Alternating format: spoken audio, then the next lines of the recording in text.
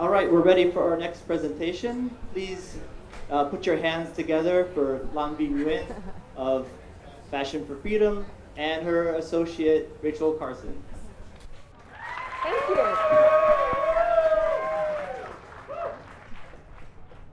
A lot of people ask about sort of our idea and where the idea came from to work with artisans. So I'm going to kind of start from the beginning, or the beginning of at least why we're here in Vietnam.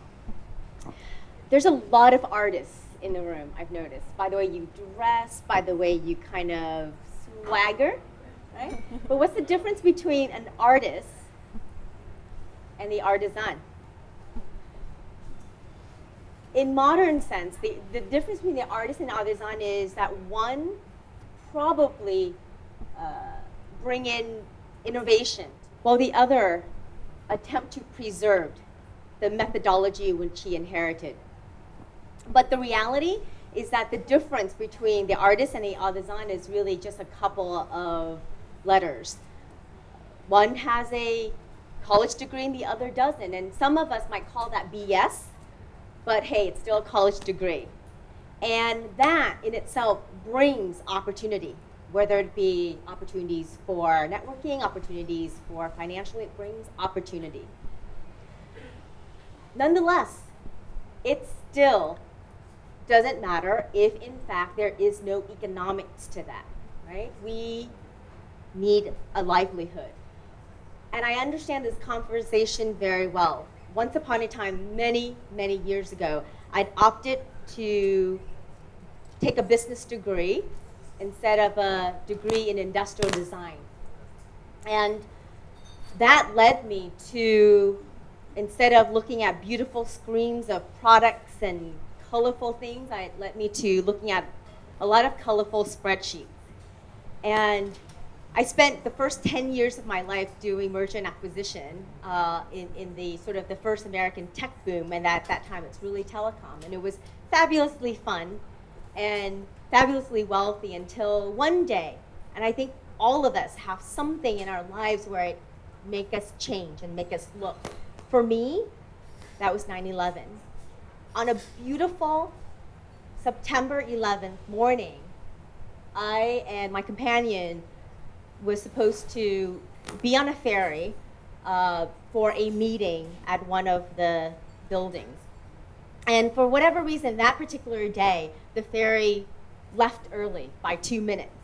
So instead of being on the other side of Jersey City, we were still left here. I was a little bit upset, and I said, oh, what the heck, I'm just gonna make coffee. Walked back into my apartment, which was just right there at the shore.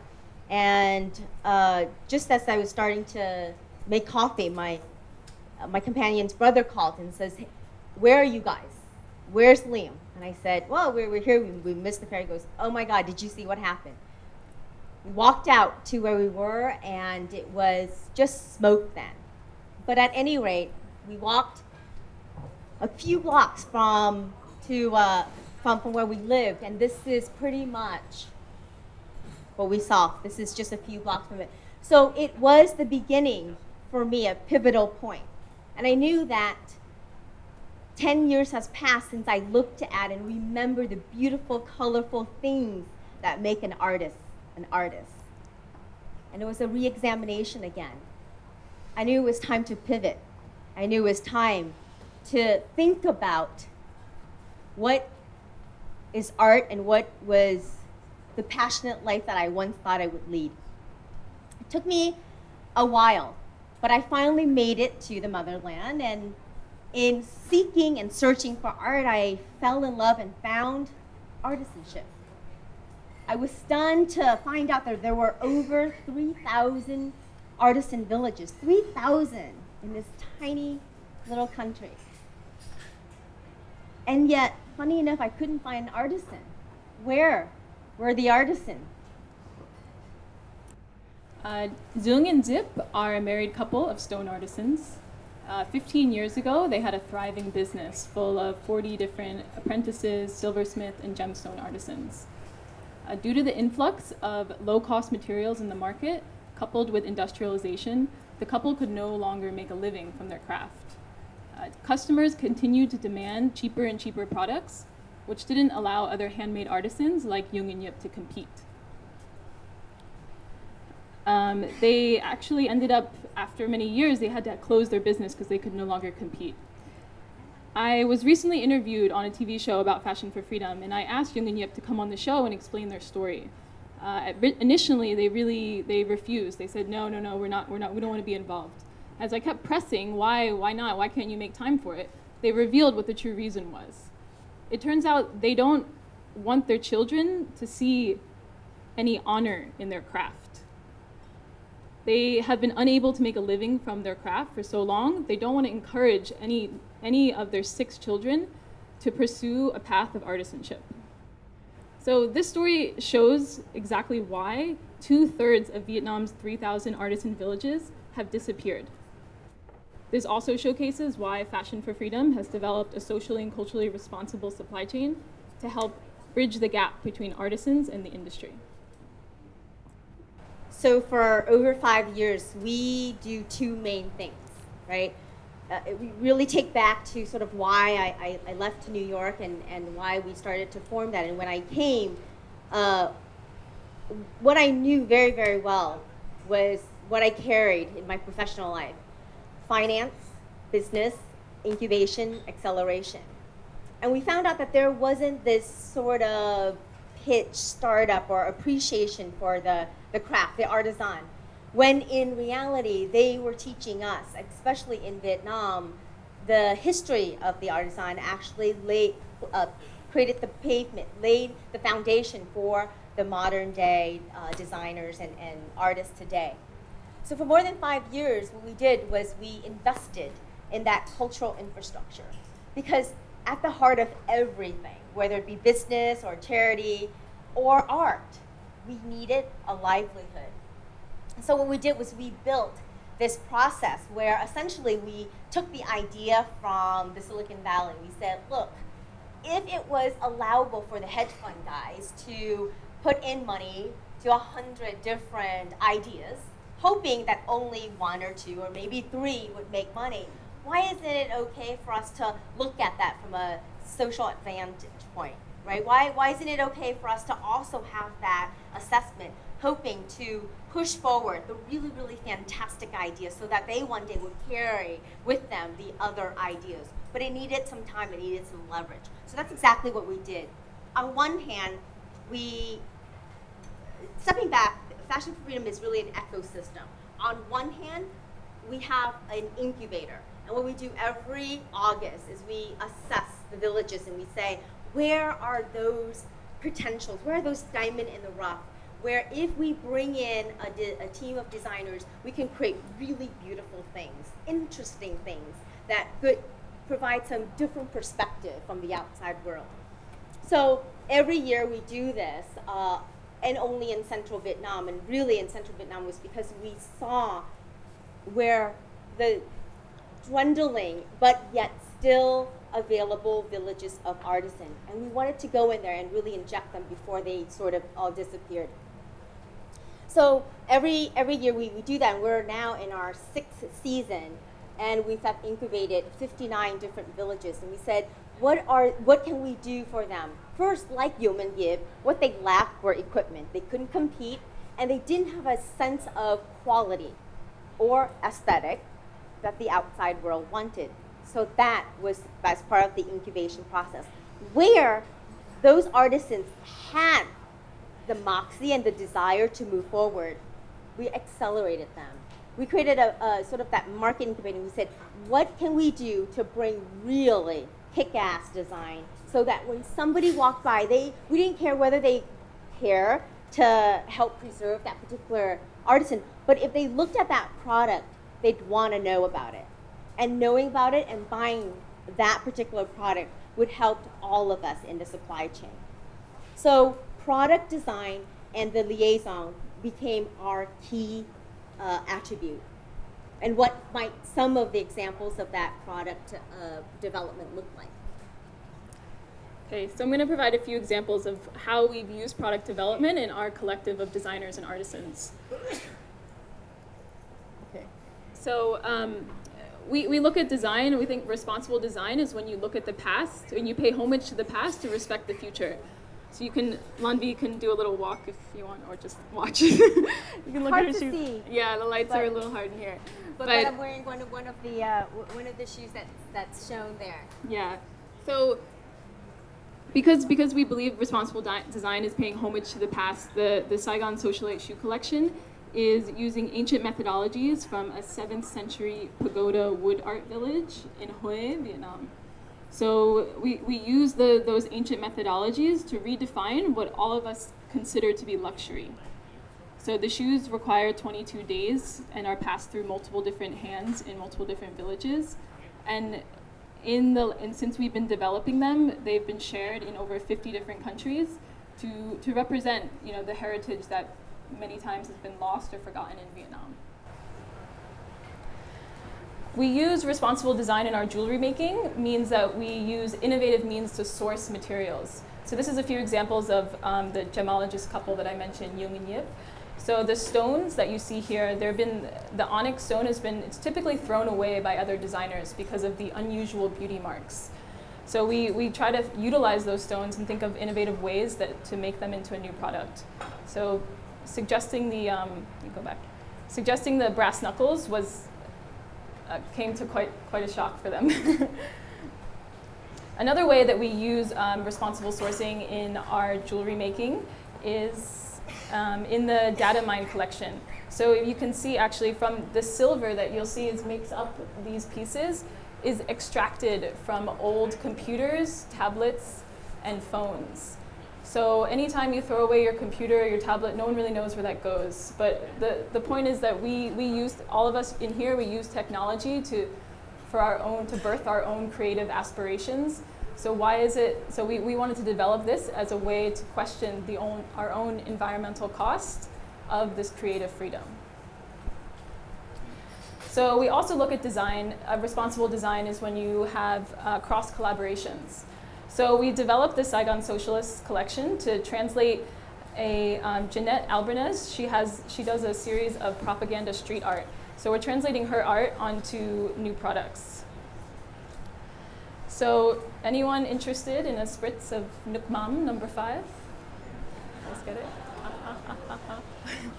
Okay, so Jeanette's paintings, they tend to use old sign making techniques, and they're poking fun at the emerging capitalist consumer culture in Vietnam.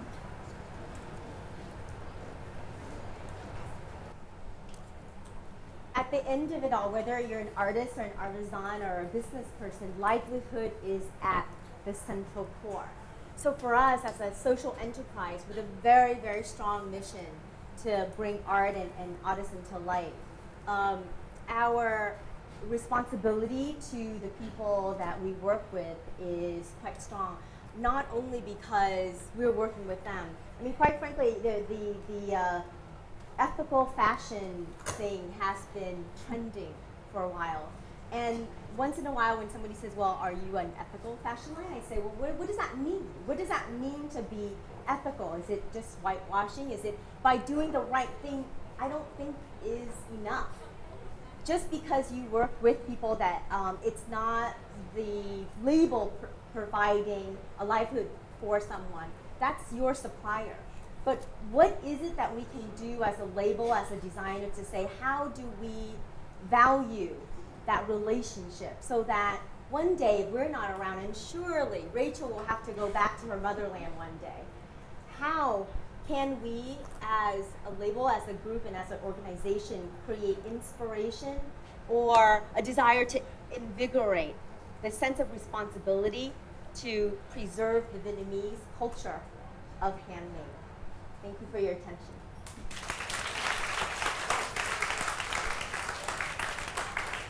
I'm told that we should take questions. I think that was very clear. 15 Yes. minutes, nice. It's a very big room. I don't think a lot of people can see your shoes. They're great. Is there any way you could get up and maybe You want me to do a little round? just with the shoes? They're great. Let's see, how? It's impossible, right? That's dangerous. Okay. Or if you walk up. You can hold them up. You know, I have a story to tell you. Now, when I was 21, my first job, I was doing lunch. I went to the pharmacy to get cold medicine. And while I was waiting for my medicine, this guy comes up and says to me, "Hey, I'm trying to buy pantyhose for my wife. Do you know what this particular brand is and what this particular thing is and why is some of it called guarded?" And I said, "Oh, it's so that you don't get runs." And he goes, "Run? Can I see what you're wearing?" And stupidly, I took off my shoes, and the man went down and caressed my feet. This is the second time that I felt, for good reason and responsible reason, did I take off my shoes in public. So thank you for that question. So I don't know if you guys know, but these are shoes done by one of their sub-brands, right? Yes, it is we call the project Reincarnated Soul. Two reasons. One is we wanted, but what we were seeing in Hue was that the carpenters, especially the furniture maker, were going to Laos to take very beautiful, indigenous, old trees. They were cutting it down. It was free. It was cheaper, but it was really, really beautiful. And we wanted to encourage the area to use recycled trees, those that were for orchards. And so what we were doing was creating a different method, working with orchards and farmers to upcycle some of the downed trees. So we call that reincarnated because of that, but also because of the old carving methodology that is used for pagoda carving. When we suggested that the original designs were all dragons, so when we had suggested for them to shrink, the original pole were about 6 feet to 6 inches, they were quite puzzled. But somehow we were able to cobble together a pair of walkable art. Those are awesome. Thank you. Any other questions? Nope. So how do you influence your partners that you work with to increase the livelihoods and increase the pay that the actual artisans get from their partner? We take less. So how do you ensure that actually gets passed on to the people who are making the product? Most of the time, we're working with the family artisan themselves. Now, what most people don't know, and this is kind of like a new aha moment for me too, in very much the developing world, artisans are also farmers. And that is because when they're waiting for their harvest, they're doing something, right, to keep busy. And the artisan craft actually becomes a secondary income for them, just in case their harvests die or the price goes down. So it's actually quite important.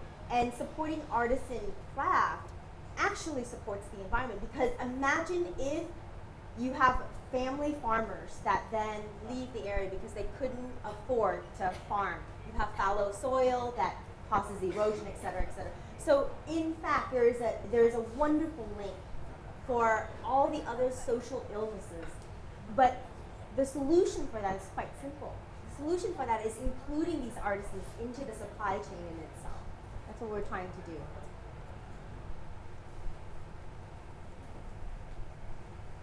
Any other questions? I think we have some in the back. Oh, there's one over there. And we'll get you.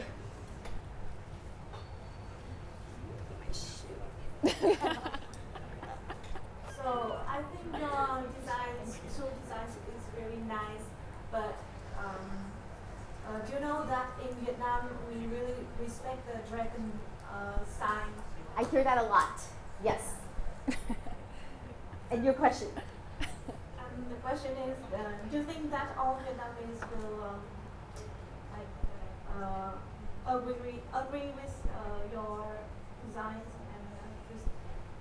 There is absolutely one thing about me, and that for certain, whether there's American or Vietnamese, there is never 100% of the time in a room that will agree with me. So I don't expect Vietnam to agree with me in that sense. What I do know is that while we respect the symbols and while we respect that culture, we first and foremost want to continue respecting that through longevity. And if by not including in the modern day changes and by not including design as part of the livelihood, we'll lose a large population who we considered stewards of culture because they don't have the livelihood. So it's not just that. I mean, we've actually gone to a lot of monks because we do work in that area, and we've expressed to them this concern. We've gotten a lot of Vietnamese who would write in the blog and say, you know, there's something wrong with your method by using dragons, etc. And they would say that dragons were used for vua chúa, and vua chúa mean kings and God. And I said, well, the problem is I see so much poverty. Where are the gods, and where are the kings and the descendants of emperor who will come back and have done nothing for their people? So there is definitely two sides of it, but I'll choose to, as I always tell my parents, play with the sinners and ask for forgiveness. I think there was a question over there.